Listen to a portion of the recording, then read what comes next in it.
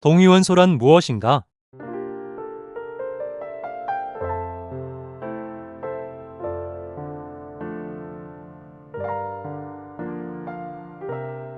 동위원소란 원자번호 양성자수는 같지만 중성자수가 달라서 질량수가 서로 다른 원소를 말합니다.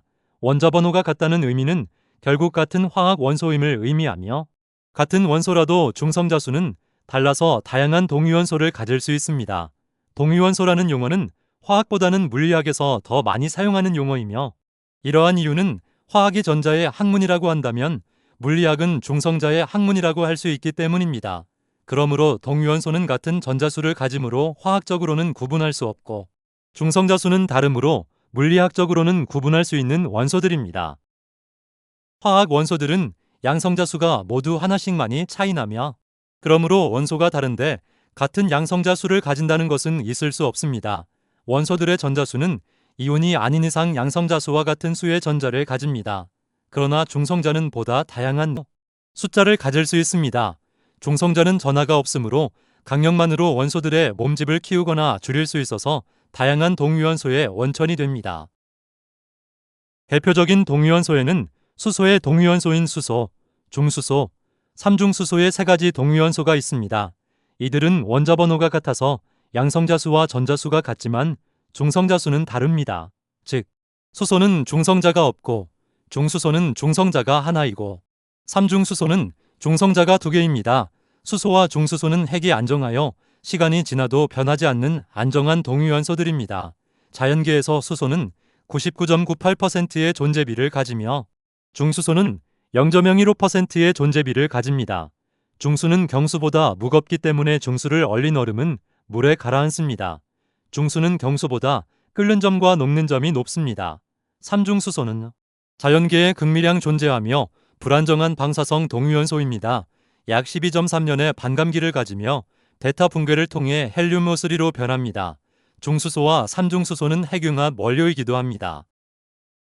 원소들은 동위원소처럼 같은 원자번호나 양성자의 중성자 수만 다른 원소들만 있는 것은 아닙니다. 동위원소와 유사한 개념으로 동중원소, 동중성자원소, 핵이성질체가 있습니다. 물론 이들도 동위원소가 있기 때문에 큰 틀에서 존재할 수 있게 됩니다. 동중원소는 양성자수와 중성자수는 다른데 질량수가 같은 원소들을 말합니다. 동중원소는 다양한 양성자수와 중성자수의 조합을 통해 결국 질량수가 같게 된 원소들을 의미합니다. 동중성자원소는 양성자수와 질량수는 다른데 중성자수가 같은 원소들을 말합니다. 양성자수가 많더라도 중성자수가 적다면 동중성자원소가 됩니다. 핵이성질체는 양성자수, 중성자수, 질량수는 같아서 완벽하게 같은 원소지만 전자가 아닌 원자핵이 들뜬 상태여서 전자가 들뜬 것보다 에너지가 훨씬 크므로 감마선을 방출합니다. 비방사성 원소도 에너지를 받아 원자핵이 들뜨게 되면 일시적으로 방사성 원소처럼 행동하게 됩니다. 이러한 방사성 원소는 일시적이라고 하더라도 그나마 수명이 깁니다. 다만 등전자 이온은 원자핵 즉 양성자수, 중성자수, 질량수의 어떤 공통성이 아니라 전자수의 공통성이므로 동위원소라는 큰 범주에 해당되지 않는 개념입니다. 등전자 이온은 서로 다른 원소의 이온이지만 전자의 수가 같아서 전자 배치가 동일한 이온들입니다. 예를 들어 네온, 나트륨 1가양이온, 마그네슘 2가양이온, 알루미늄 3가양이온, 플루오리노일 가음이온, 산화이 가음이온, 질화 3가음이온은 모두 전자수가 10개로 같습니다. 등전자 이온들은 전자수가 같기 때문에 화학적 성질이 비슷합니다. 하지만 핵전하량이 다르기 때문에 원자 크기는 다릅니다. 등전자 이온은 물리학적 특성이 아닌 화학적 특성입니다. 위의 그림에서 원자 반지름은 원자 번호가 커질수록 커지는 경향이 있지만 등전자 이온에서는 양이온에서 음이온으로 갈수록 원자 반지름이 커집니다. 위의 그림은 동위원소, 동중원소, 동중성자원소의 특성을 동위원소 주기율표를 통해 쉽게 구분할 수 있습니다. 양성자수가 같다면 동위원소로서 빨간색 세로줄에 해당됩니다. 중성자수가 같다면 동중성자원소로서 파란색 가로줄에 해당됩니다. 질량수가 같다면 동중원소로선 녹색 대각선줄에 해당됩니다. 이 그림에서 분홍색 하는 양성자수와 중성자수가 같거나 비슷한 안정한 동위원소를 나타내며 이것을 기준으로 중성자 수가 더 많거나 더 적게 되면 불안정한 동위원소가 됩니다. 즉, 위의 그림에서 하얀색 칸은 모두 불안정한 동위원소들입니다. 위의 그림은 핵중의 안정성 지도로서 양성자와 중성자의 수가 같다면 안정한 원소이지만, 그러나 원자 번호가 증가할수록 중성자 수는 점점 더 많아집니다. 그러므로 위의 동위원소 그래프에서 중성자의 개수가 많아지는 방향으로 기울기가 올라갑니다. 위에서 검은색 선은 안정한 동위원소를 나타냅니다. 검은색 선을 안정성의 계곡이라고 합니다. 그러다가 검은색 선은 결국 중성자 수가 너무 많아져서 그 이상으로 올라가면 여기서는 원자 번호 82번의 납을 의미하며, 납 이상으로 올라가면 즉 원자 번호 83번의 비스무트부터는 모두 불안정한 방사성 동위원소들이 됩니다. 안정한 동위원소들인 검은색 선을 기준으로 중성자가 더 많아지면 파란색 영역에 해당되며, 중성자가 양성자로 변하며 전자를 방출하는 음의 베타 분괴를 통해 안정한 동위원소가 되려는 성질을 갖게 됩니다.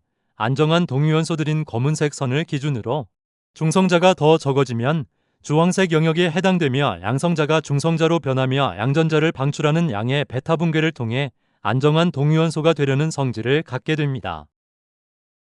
원자 번호 50인 주석은 안정한 동위원소를 무려 10개나 보유하여 주기율표 전체에서 1위를 차지하고 있습니다. 이러한 비결은 핵물리학의 두 가지 핵심 원리인 마법수와 짝수 규칙이 결합해 있습니다. 마법수는 양성자나 중성자가 2, 8, 20, 28, 50, 82, 126의 숫자를 가지면 안정하다는 원리입니다.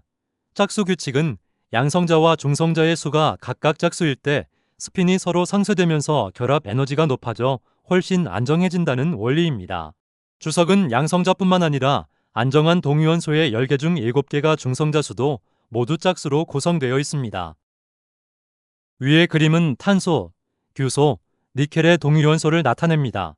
니켈은 양성자 수가 28로서 마법수를 가지며 탄소와 규소는 마법수는 없지만, 가벼운 원소들은 양성자와 중성자의 수가 같을 때 즉 배칭일 때 안정한 동위원소를 가집니다. 동위원소는 현재 의학, 과학, 산업 현장, 에너지 분야, 우주산업 등에서 다양하게 사용되고 있습니다. 이러한 동위원소는 주로 방사성 동위원소를 의미합니다.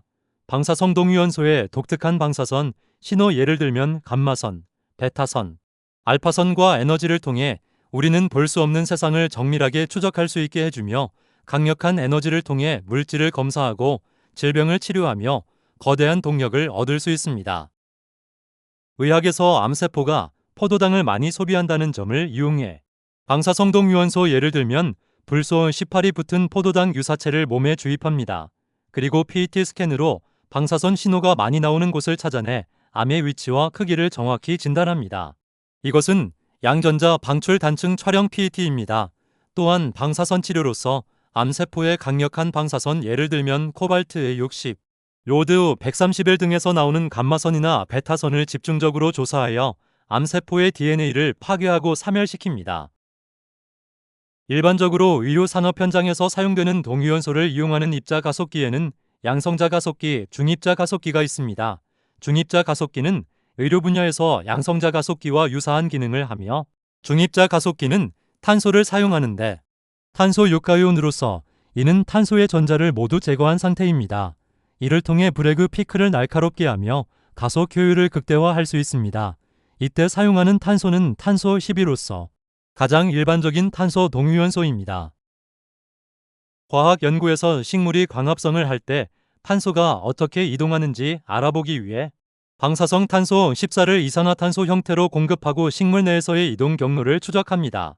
양성자 가속기가 주로 의료용 동위원소를 생산한다면, 중이온 가속기는 희귀 동위원소를 만드는데 특화되어 있습니다. 예를 들어 우라늄 같은 무거운 이온을 가속해 충돌시키면 핵이 쪼개지거나 다른 핵과 융합하면서 자연계에 존재하지 않는 수명이 매우 짧고 불안정한 희귀한 방사성 동위원소들을 다량으로 만들어낼 수 있습니다. 산업 현장에서 지하에 매설된 파이프라인의 새는 곳을 찾기 위해 방사성 동위원소를 파이프에 흘려보내고 지상에서 방사선 탐지기로 신호가 강하게 나오는 곳을 찾습니다. 액체의 경우 요드 131, 기체의 경우 크립톤 85 또는 제논 133을 사용합니다. 또한 비행기 날개나 선박의 용접 부위 내부에 균열이 있는지 확인하기 위해 강력한 감마선, 예를 들면 이리듐 191을 쏘아 반대편 필름에 감광시켜 내부 구조를 확인합니다. 이는 엑스레이 촬영과 유사합니다. 농업 및 식품에서 의료기기나 식품의 방사선, 예를 들면 코발트 60을 조사하여 세균과 바이러스를 멸균하고 농작물의 발화를 억제하여 저장 기간을 늘립니다. 에너지 분야에서 원자력 발전소에서는 우라늄 235와 같은 핵분열성 동위원소의 핵분열 과정에서 나오는 열에너지를 이용해 전기를 생산합니다. 또한 우주선이나 극지방의 무인 장비에서는 방사성 동위원소, 예를 들면 플루토늄 238의 붕괴 열을 전기로 바꾸는 원자력 전지를 사용하기도 합니다.